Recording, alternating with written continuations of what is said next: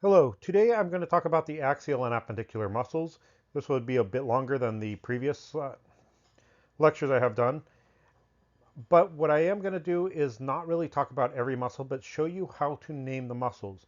What I usually tell people to do is take the list from the lab assignments and look at the models that you have available so you can see where to find them.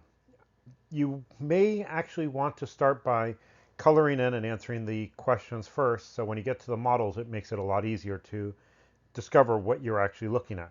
So I will start with the axial muscles.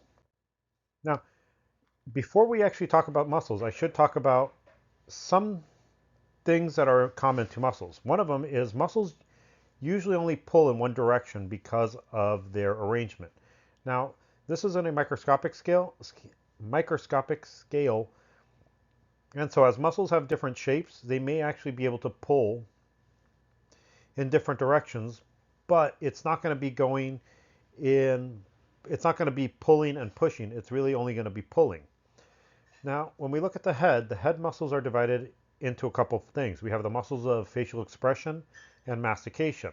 The muscles of mastication are innervated by a nerve called the trigeminal nerve. And the trigeminal nerve is cranial nerve 5, which I will talk more about when we get into neuro. Now, most muscles of facial expression are innervated by cranial nerve 7, which is the facial nerve. Now, when we're looking at muscles of mastication, they are the muscles that open and close the mouth. And you can see how some of them are named based on the location and what they do. For instance, you actually have a muscle here which originates in the temporal fossa and inserts in the coronoid process of the mandible. It is important to know that if what you have is an in origin, that's an area where the muscle is going to be attached and not really causing movement. There are some times which that's different, but for the most part, the majority of the movements are actually caused by the muscle pulling from the origin to the insertion. So in this case, the temporalis will pull on the coronoid process and close the mouth. The masseter, you can see here, is going to come from the zygomatic arch and the zygomatic bone and insert in the angle of the masseter. Again, what it will do is it'll shorten and pull the mandible closed. Now, there is another muscle of mastication which is really interesting to look at, and it's called the pterygoid. It's PT pterygoid. And if you remember the sphenoid bone here, it has a pterygoid process. And on the lateral plate, you have a muscle going from the lateral plate to the head of the condyle of the mandible. And so when it contracts, it's going to pull it forward, and it is going to help in opening the jaw a little bit. You also have the medial portion, which is the medial pterygoid, which will help close the jaw by pulling it up and forward as well. Now, other muscles that help in mastication are actually usually located below the jaw because they're going to be pulling down on the mandible. And one of the things I tell people to do is look for triangles. And over here you can see a triangle. You see the mandible, the body of the mandible. You can see a muscle going from the styloid process to the hyoid, which is called the stylohyoid. And you can see this muscle here with two bellies called the digastric. Now, if the stylohyoid contracts, it's going to pull the hyoid up and slightly back.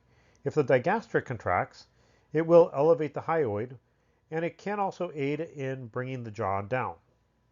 You can also see another muscle here going from the coracoid process of the scapula going to the hyoid.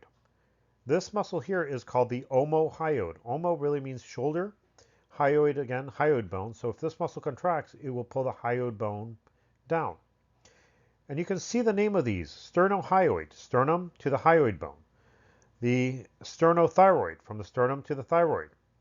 You can actually see the stylohyoid, which I mentioned earlier, and the thyrohyoid, thyroid to the hyoid bone here. And so together, these are actually muscles that you can see. Remember, look at the triangles. So it gives you places to orient yourself. Now, movements and mastication, there's a lot of movements that can occur. One of the things you can do is you could protrude or protract the mandible. That means opening it, means sliding it forward. Usually that occurs when you open your mouth. And if you put your finger in front of your mouth and you open it, you'll notice that the mandible doesn't go back as you would expect from a normal hinge joint. If you remember from the bones and the joints, it's a modified hinge. So it slides forward so the teeth can actually cut what it eats. If you have a protrusion or protractions, you also have a retraction, which is pulling the mandible backwards. And this again is used when you are biting so you can cut. You can also elevate the mandible, which means the mandible will close. If you depress it, you will open the mandible. The other thing you have is rotation, and this allows side-to-side movement of the mandible, and it is important when you are chewing. Now, for muscles of facial expression, these are different than every other muscle because they originate usually in bone, with the difference being something like the frontalis here, which is the epicranial aponeurosis, and it inserts on either on other muscles or on skin. And so they're called facial expression because they're going to cause the skin of the face or the muscle of the face to move to give you expression. So for instance, the frontalis will help you raise your eyebrows. This muscle here, which is round, circular, is called the orbicularis oculi. Orbicularis for the shape, oculi because it's in the eye. And when this one contracts, it closes the eye. Well, you have another circular muscle here around the mouth, which we call it the orbicularis oris. You can also see the zygomaticus minor and major. When you see minor and major, the major is bigger, the minor is smaller. Over here you can see the risoris coming, which will help pull the lips back. Risor means to smile or laugh, so it's actually the laugh muscle. And so you can see how some of these muscles are already named. Now, as you move down, you'll get to the neck, and you can see that there are certain muscles that can show you, that can act as points of reference. I'm going to use red here. So you can see the muscle here is going from the sternum all the way up, and it's going to the mastoid process. It's also going from the clavicle to the mastoid process. This one's called the sternocleidomastoid. It's a really, really important muscle because it forms this big muscular triangle in the neck. So you see the sternocleidomastoid here and here. So you can see this V. And then when you take the digastric muscle and the hyoid, you would have a line going across this side here. And so you can see the triangle, which will help you help orient you. Now you can also see another muscle that I talked about. Over here you have a muscle going from the shoulder, hyoid, and it comes out here in this area here, which goes to the hyo bone. So you have the omohyoid muscle, and it makes a little triangle here. This is actually called the carotid triangle, and the importance is you can feel an artery here called the carotid artery. Internal and external carotid artery will branch off the common carotid here. Another muscle you can see is actually not a muscle of the axial, but rather the appendicular, which comes from the clavicle. Actually, you can see it running to the clavicle here from the back of the head. It really would be going from the occipital bone down to the clavicle, and it would also be part of the, it would also be attached to the spine of the scapula and the acromial process. And over here you see another triangle. So you have the sternocleidomastoid, this one here, which is actually called the trapezius. And you have another one, which I'm going to color in yellow here, which is not a muscle. But this border is a clavicle, which we already know about. So you can see the posterior triangle of the neck. So you have the sternocleidomastoid, the trapezius, and the clavicle making another triangle. Now the reason I tell you to look for the triangles is because a lot of times if you can find the triangles, it will help you have some points of orientation. And you can see how important the sternocleidomastoid is already. I wanted to show you the posterior triangle of the neck again. And again, I'm going to highlight this one with yellow. You can see here, coming down this way here with this red line, where I put the red line, the sternocleidomastoid, the trapezius back here, and the clavicle coming here. And so you end up having a nice little triangle to orient yourself.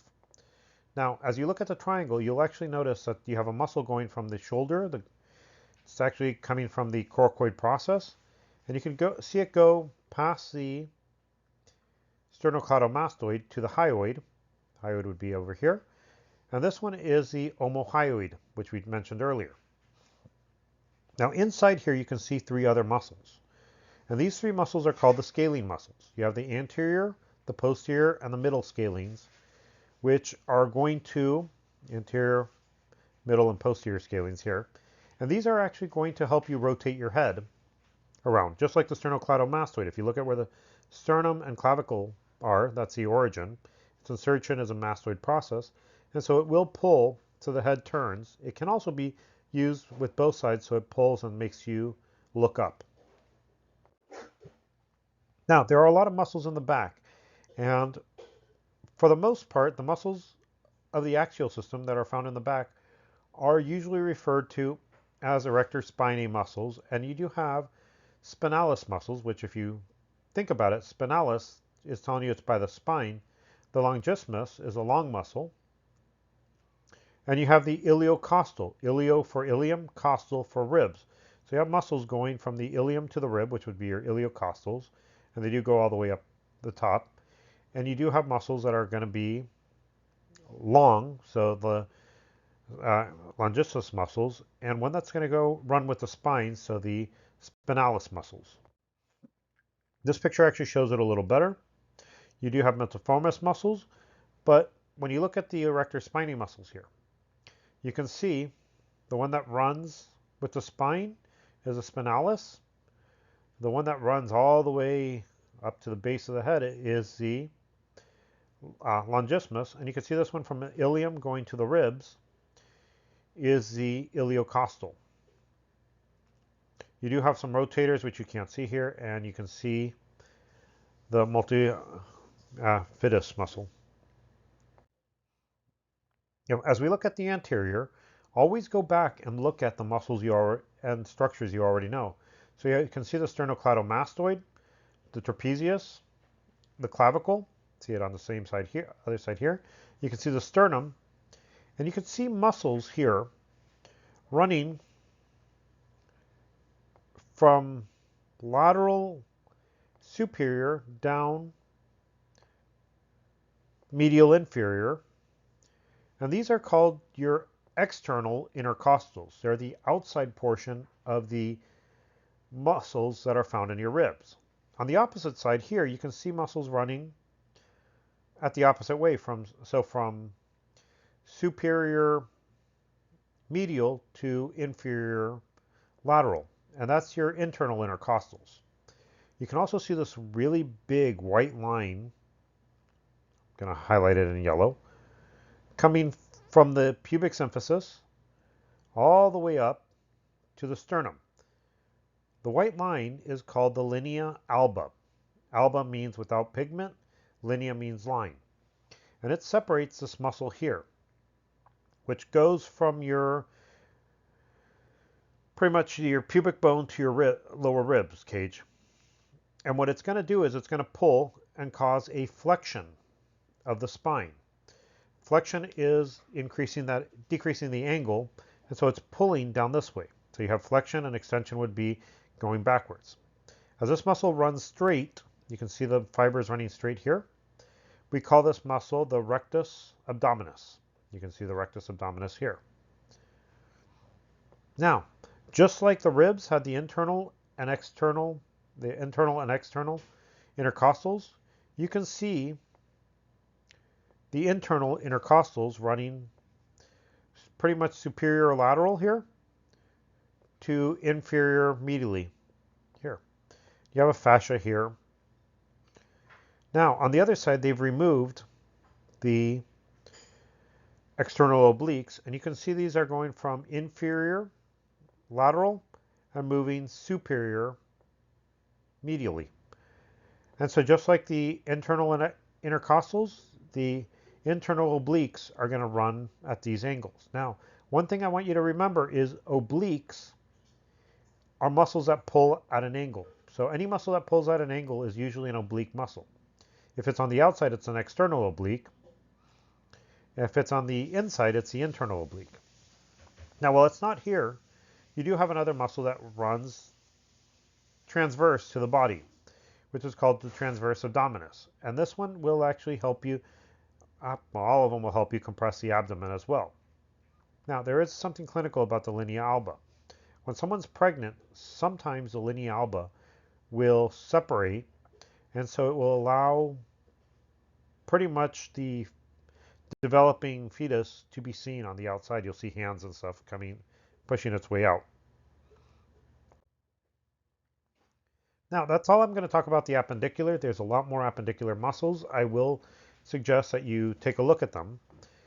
And because I do want to switch to the appendicular, I'm sorry, there's a lot of axial muscles, but I wanted to get into the appendicular so you can see how these work. Now, there are triangles you can see. You can see one here. And I'm going to actually use white so you can see it better. So you have actually a muscle here. Let's try blue. You see a triangle here. And this triangle is called the triangle of auscultation. If you look closely, you can see one of the first muscles of the appendicular system, which we've talked about before,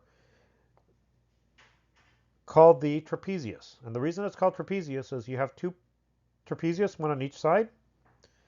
And so you can see the trapezius over here on one side and on the other, and it makes kind of a trapezoid type shape. The origin is going to be this line here. So from the occipital bone, the external occipital protuberance, all the way to the thoracic vertebrae here. And the neat thing about this muscle is it can pull in different directions. You can see how the fibers run.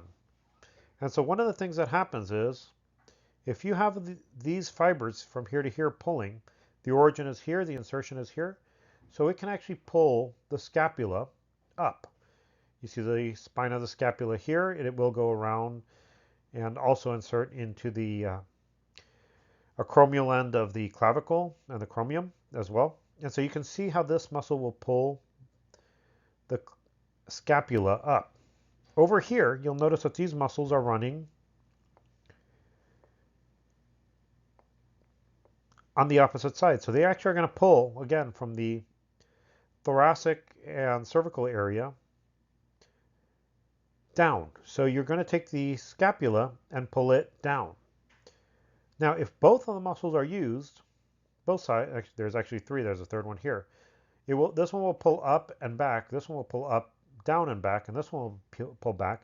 So it will actually pull the shoulder back. It's going to help extend a little, and it's going to retract the scapula as well. And so that's the trapezius. Now, you also have another border here.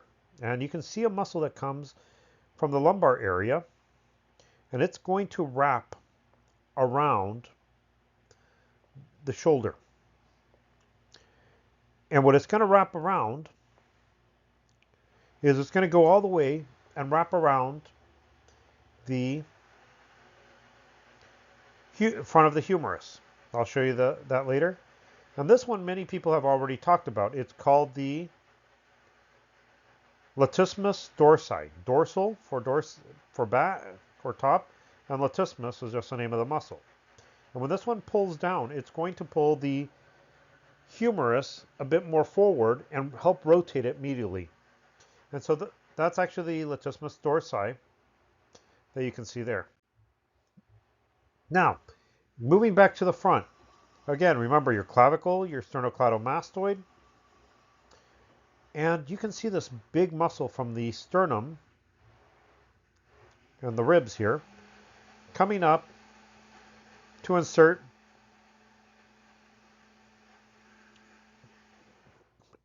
at the humerus at the ends. this big muscle, many of you already know it as the pectoralis muscle, pectoralis major. Now, if you look at it, when this muscle contracts, it will pull the arm slightly forward. It will also help do a little bit of the medial rotation as well. And so you can see how these muscles will pull. And if you know where its origin and insertion are, it will help you determine how it's going to act, its action. Now, remember, you do have the clavicle here, and you have another muscle right here, which many people already know. It is found posteriorly too, which I'll show you that later. But this muscle here is your deltoid, and you'll see a little depression between the pectoralis major and the deltoid, and the clavicle runs here, so you have another triangle. That triangle is called the deltopectoral triangle, and you can actually push down there and feel the greater and lesser tuberosities. You can of the humerus. You can actually feel the coracobrachial, the coracoid process over here. Roughly over here is where you would feel the greater and lesser tubercles if you rotate your arm. And so you can see how these muscles actually form a little triangle. Now there is another muscle that's important here that is vital to talk about, and it's a muscle that you can see over here, and you can see that it has this jagged appearance, and it's in the front, so we call it the serratus anterior. It's going to come from here and go to the inferior angle of the pretty much the inferior anterior portion of the scapula. And so what it's going to do is it's going to pull the scapula down and forward. Now there's actually a lot of interesting things which I'll tell you about later and show you the next one. So over here in the back we've removed the trapezius muscle on this side, and we can see that there's a muscle that will hold up your head, which we talked about earlier, and you can see another muscle here going to the occipital bone technically, and this muscle when it contracts is going to pull the scapula up, and so we call it the levator scapulae. You can see C1 to C4, superior angle of the scapula, so it pulls it up. You can also see two other muscles here that will pull the scapula up and back, which are called the rhomboids. They're called the rhomboids because of the shape they have. If you look at the shape here, it's a rhomboid-like shape. Its origin is the spines. Its insertion is the medial border, and so it's going to pull the scapula up and back. There are other muscles you'll find here, such as, if you remember, this is the spine of the scapula. This fossa here was the supraspinatus fossa, and the muscle here is this supraspinatus muscle, which is really important. Underneath it, you can see the infraspinatus, and you can see a teres muscle. But I will show you these a bit better in a different picture. Now, this picture usually scares people, but you shouldn't. You already know that this bony projection here, which I'm trying to highlight more in yellow, is the spine of the scapula. You can see the medial border here,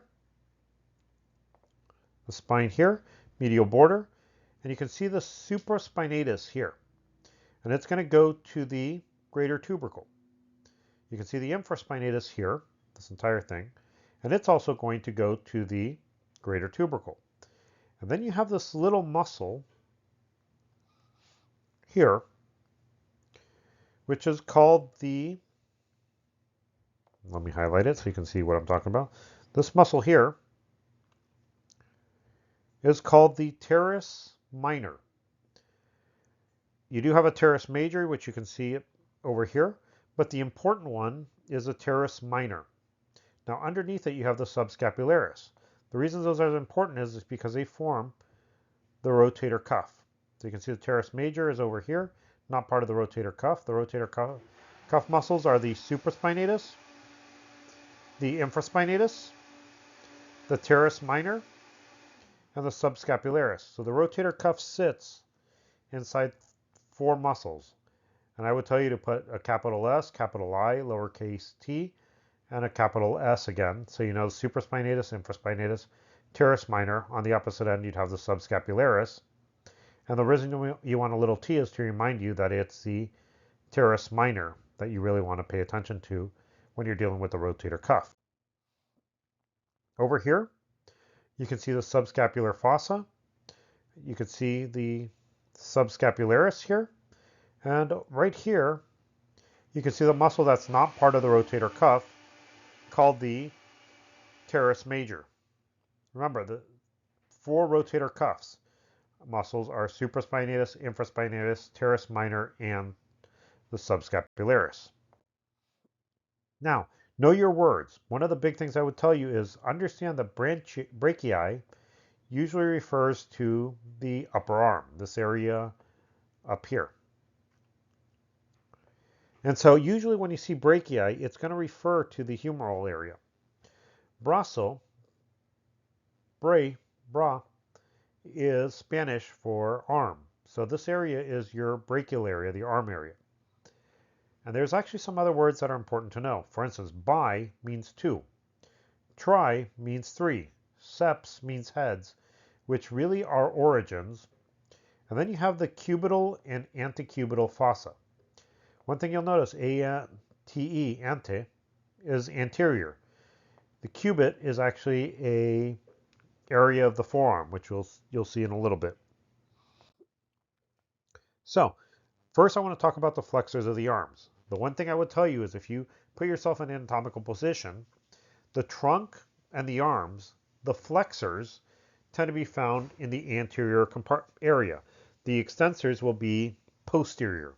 So, all the muscles that we're seeing here are flexors that can do certain things. Now, over here, which I'm highlighting slightly in yellow, is the biceps brachii. Based on its name, you know that bi means 2, seps is head, and it's brachii, this area here. Now it has 2 heads.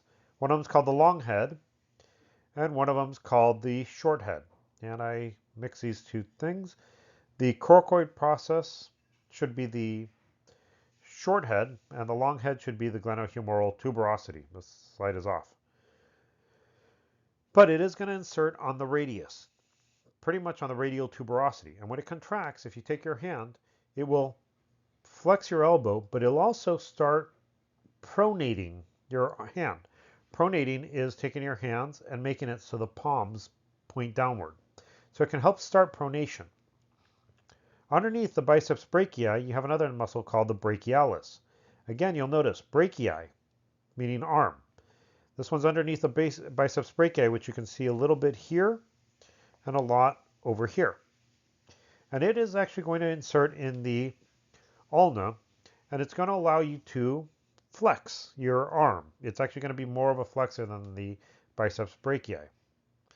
Another muscle that you may want to look at, that you will want to look at, is the brachio, which again is going to be dealing with the humerus. So it's going to be over here. Radialis, which tells you it follows the radial bone. You can actually see it come from the lateral epicondyle of the humerus down here. Now, the reason this muscle is important is it will allow you to flex, and it flexes in an unusual area. So if you actually feel the muscle and you flex, you'll notice that it does constrict. It does have a little bit of pulling on the radius in different areas, but it's mainly going to be a flexor. Now, on the medial epicondyle, you have a tendon called the common flexor tendon. And the reason I want you to know that it's the common flexor tendon is because it gives you the flexor compartment. And I always tell people, if you put your thumb on the medial epicondyle and point your fingers to the wrist,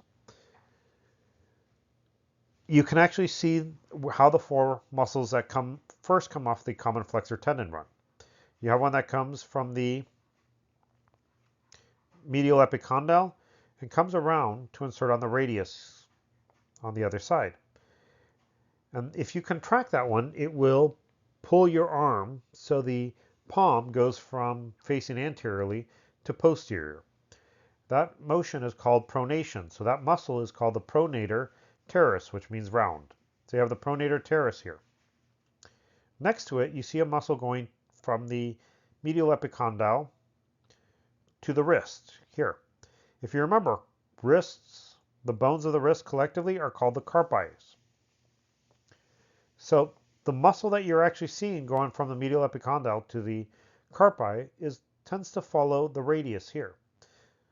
And again, remember, this is going to cause flexion at the wrist, so it's going to be called your flexor carpi, and as it follows the radius, it's radialis. On the opposite side, and it's really lateral here, you can see the other flexor carpi, which as it follows the ulna, it's ulnaris. And down the middle, going to the palm of the hand, is the palmaris longus. Now, if we were to remove that muscle, we still have the medial epicondyle, which holds the common flexor tendons, and you have a bunch of muscles that are going to the fingers. Now, those, when we deal with fingers, with muscles, we're going to call them digits. And so this huge muscle here is going to be called your flexor digitorum. Remember, it's on the anterior portion of the forearm, and it's going to run down to all your digits except for, you can see one here is missing, which has its own flexor. When you're dealing with the finger, you're dealing with the flexor pollicis, and that one's flexor pollicis longus. You have a brevis too. Now, the flexor digitorum that you can see here is superficial. And so we call it the flexor digitorum superficialis. We can remove it and see another flexor digitorum right underneath it called the flexor digitorum profundus. You do have specialized flexors of the little finger, which will be known as flexor digiti minimi. Now, deepest muscles of the forearm, you can see it here. We can see, by following the tendons, we can see the flexors here of the fingers, which are your flexor digitorum superficialis. Underneath, we can see the profundus. And one thing that's neat to know and see is that you have a bifurcation of the flexor digitorum superficialis. And that allows the flexor digitorum profundus to go all the way through from under it. It acts as support here, and so when you actually flex your fingers, you don't get a tenting effect. The problem is sometimes the bursa, the tendinous sheath, or the tendon can get inflamed, causing a swelling, causing it harder to get through the bifurcation, which will end up leading to the condition known as trigger finger. Now, there is another one here that I mentioned, but I didn't show you before. You can see this long muscle, this long tendon here, going to the thumb, which is your flexor pollicis longus. It flexes the thumb. Now, another muscle you can see here is a square muscle going from the ulna, technically here, to the radius. And the radius will move, the ulna will not. And so when you contract this muscle, it'll pull the radius over, so it's going to help you pronate. And so that's your pronator quadratus. If you count the sides, 1, 2, 3, 4, 4 sides, so you have a quad, pronator quadratus.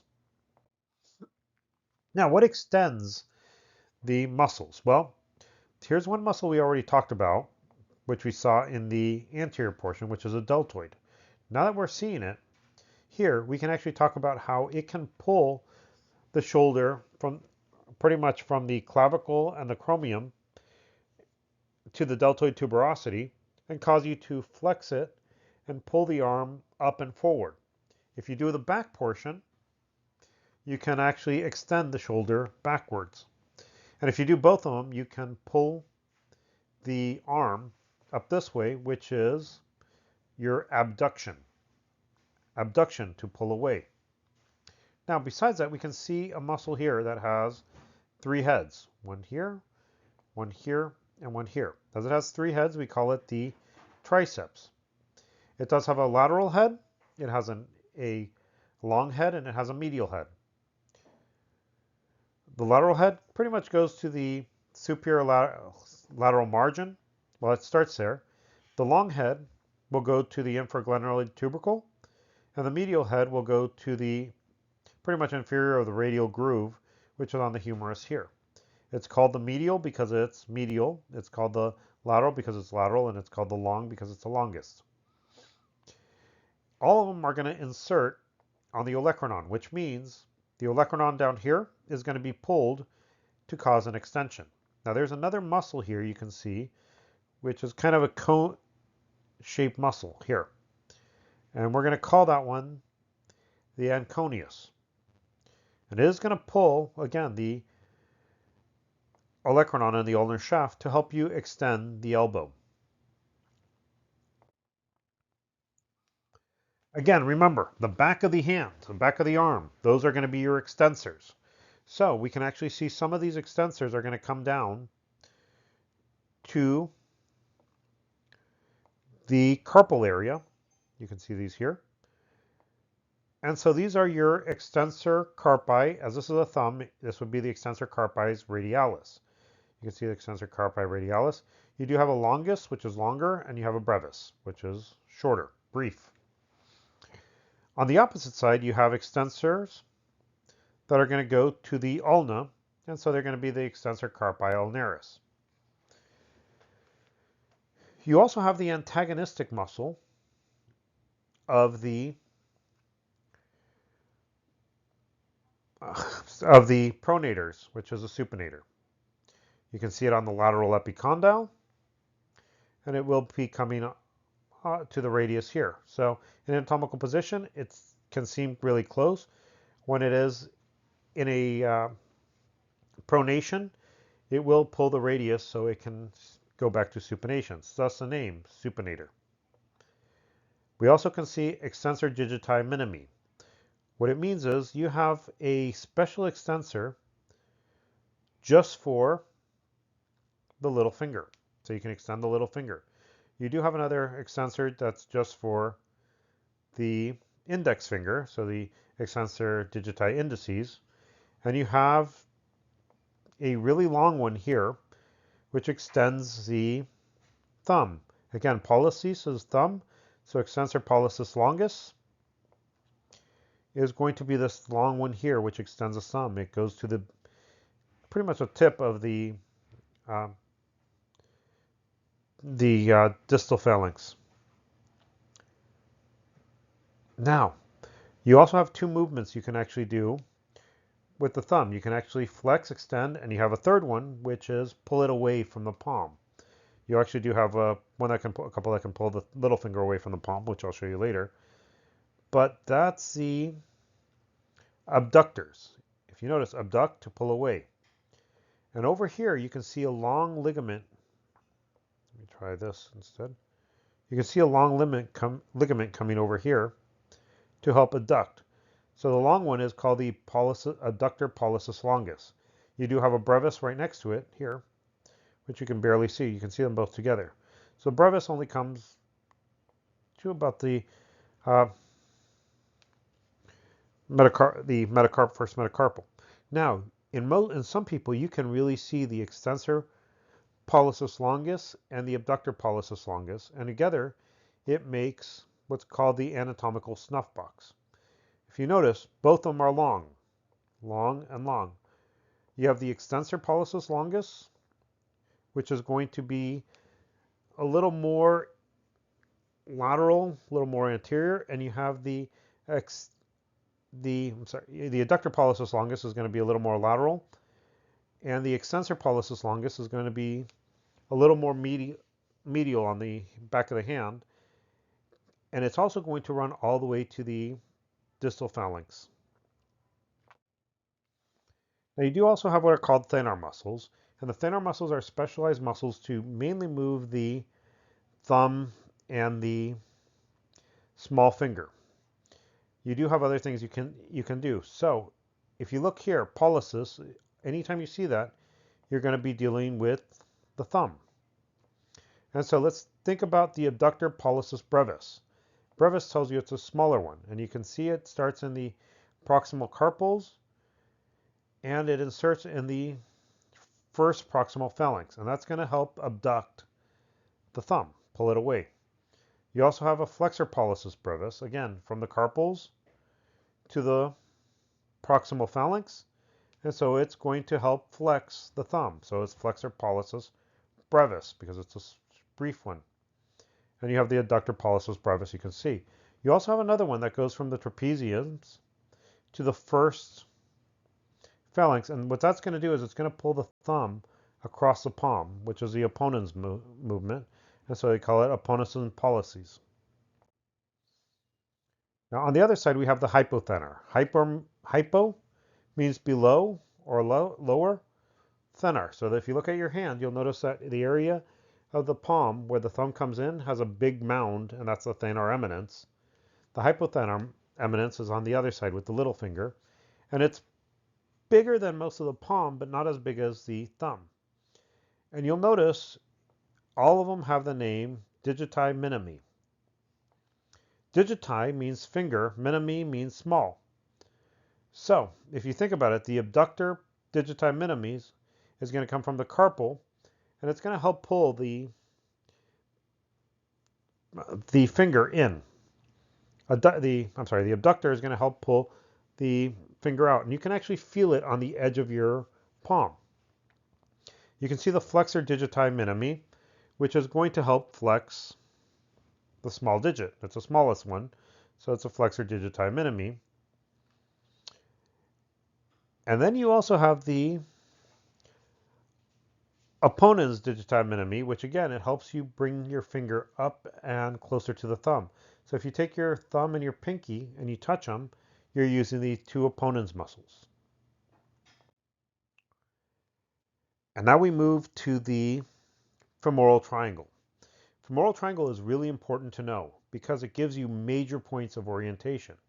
If you look at the pubic bone and the anterior superior iliac spine up here, you can see, I'll use blue so it maybe looks better. You can see this ligament here. That ligament is called the inguinal ligament. You can also see certain muscles. Now from the anterior superior iliac spine, you can see this long muscle here running down, and it's actually going to insert pretty much medially to the tibial tuberosity, which you can see here. And so this muscle is going to have a lot of actions. It's called the sartorius. You can see the sartorius here. And depending on what you're actually looking at, it's going to be able to do a lot of different things. For instance, if you're actually dealing with the joint here, you're going to pull the femur up, so it's going to cause flexion of the hip. If you look at how it rotates around, when you pull, it will end up pulling this part here up and across here. And so it's going to rotate this laterally. So you'll have some lateral rotation. It's also going to help you abduct the leg because it's going to pull it out and around. So you have the abduction, and you can also flex the knee with it. It's going to pull the knee this way. So it's going to decrease the angle of the knee. So it's a flexor of the knee too. The other important muscle to look at here, a lot of them are important, I will say that, but the other important muscle to look at is this muscle right here. I'll make it red. This muscle here, which is going to start at the pubic ramus and go to the linea aspera. And so what you see here is a nice little triangle made up of the two muscles and the ligament. That triangle is called your femoral triangle, and it's important because it gives you points of orientation.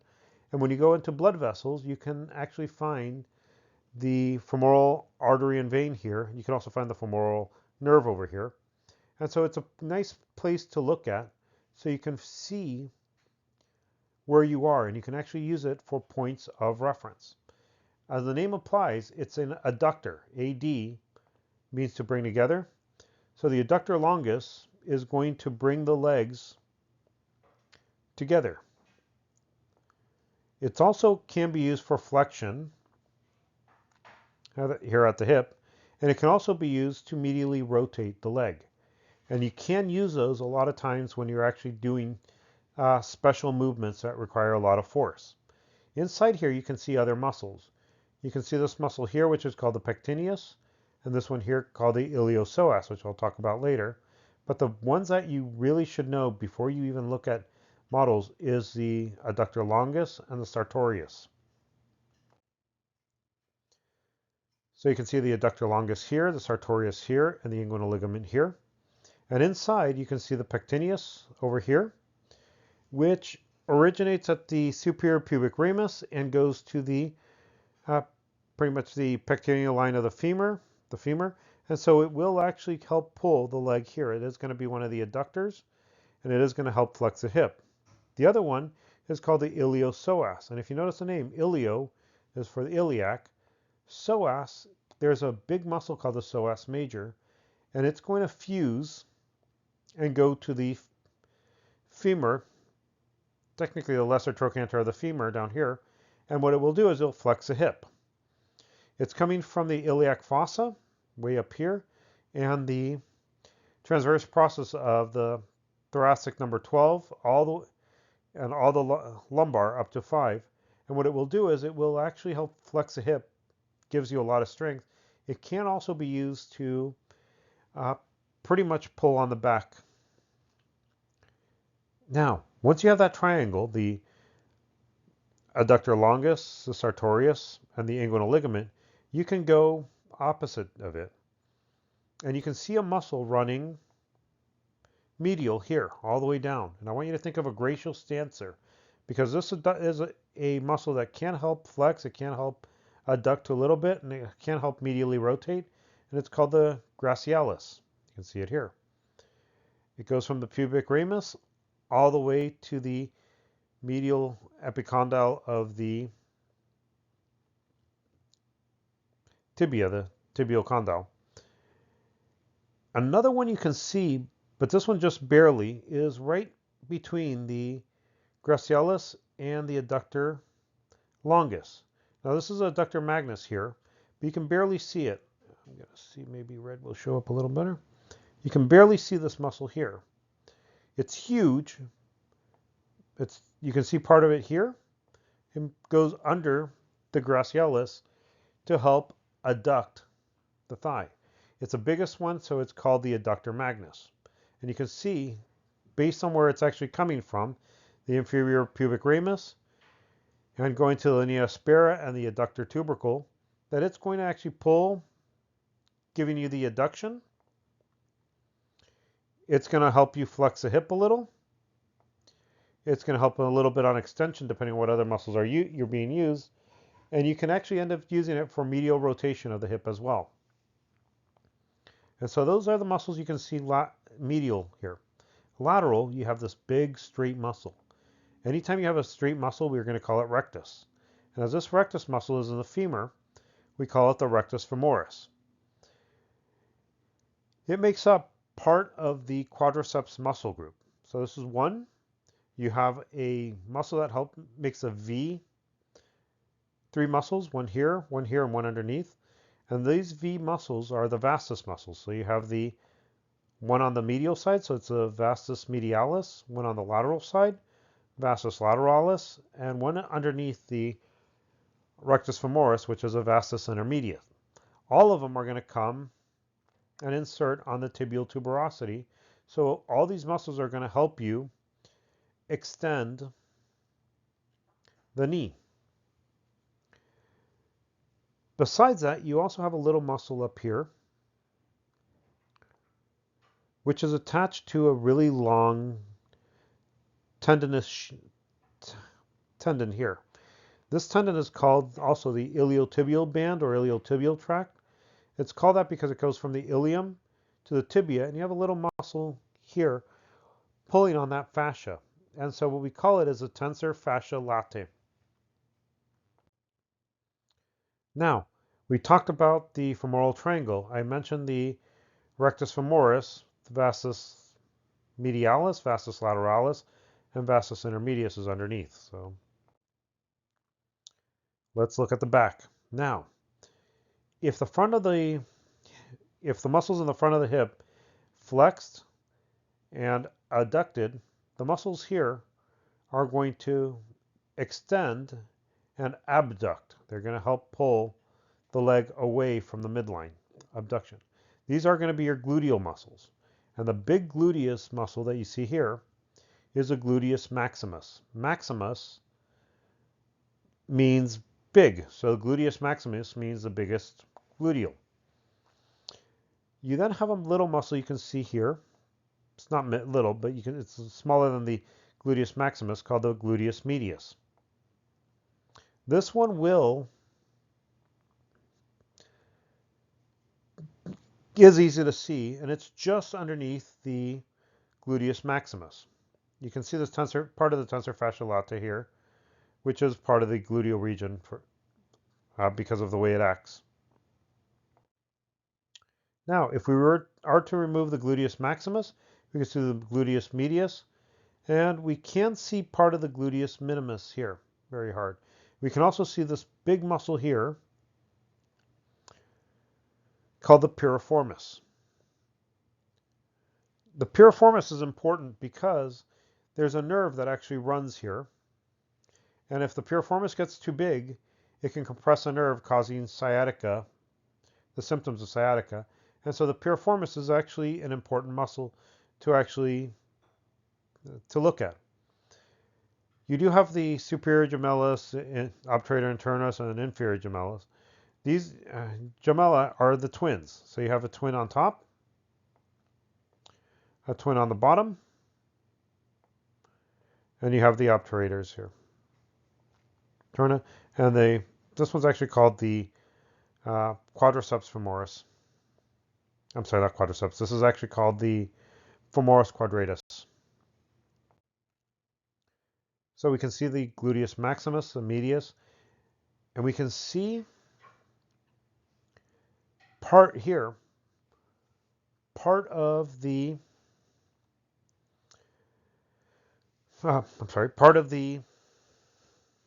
vastus lateralis. Over here on the lateral side, you can see a muscle with two heads. One head's coming this way, one head is coming all the way up here. And so it's called the biceps femoris. Now you may know the three muscles here as a hamstrings group, but you have the biceps femoris. Now, if you go medially, we have a muscle that has a tendon that goes almost halfway up it, which we call the semitendinosus. And you can feel this muscle. If you bend your knee and feel the medial side of it, you'll feel a long tendon going on the medial side of the knee, and that's actually your semitendinosus. Underneath it, you have another muscle called the semimembranosus. And so these are part of the hamstring muscle groups. You can, like I said, see part of another muscle called the adductor magnus. It's huge. That's why it's called the adductor magnus. Now you will notice that there's a little indentation here in the back of the knee. It's called the popliteal fossa. And the borders are actually made by the biceps femoris, the semitendinosus, the gastrocnemius. You do have a little muscle here called the plantaris, and those are actually going to make the borders of the popliteal fossa. And this muscle here is called the gastrocnemius, this big gut type muscle. It is actually important, especially as it goes with the soleus, which you can see underneath here. And they are going to have different movements. Usually the gastrocnemius and soleus are going to be plantar flexion, and in the case of the gastrocnemius, you also have a slight amount of knee flexion. The soleus is mainly going to be plantar flexion, but they're going to be working together to help keep your balance. Over here again, you can see the popliteal fossa and the muscles that make its borders. Now, when you look at the foot, I will actually let you look at the muscles with the lab, But there are certain things that you want to know. One is, unlike the hand, where you have flexion and extension, when it comes to the ankle, you have what's called dorsiflexion and plantar flexion. If you're taking your foot and pushing down on the ground so your heel comes off, that would be plantar flexion. If you're standing on your feet and you pull your feet, the front of your feet, your toes, off the ground, that would be dorsiflexion. The other important term to actually know is hallucis.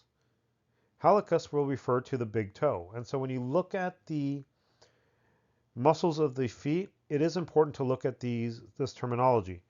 I will stop here. There are a lot of muscles to look at in the list, and looking at where they are and looking at their name will help more than me talking more about them. Hope you enjoyed this lecture, and have a nice day.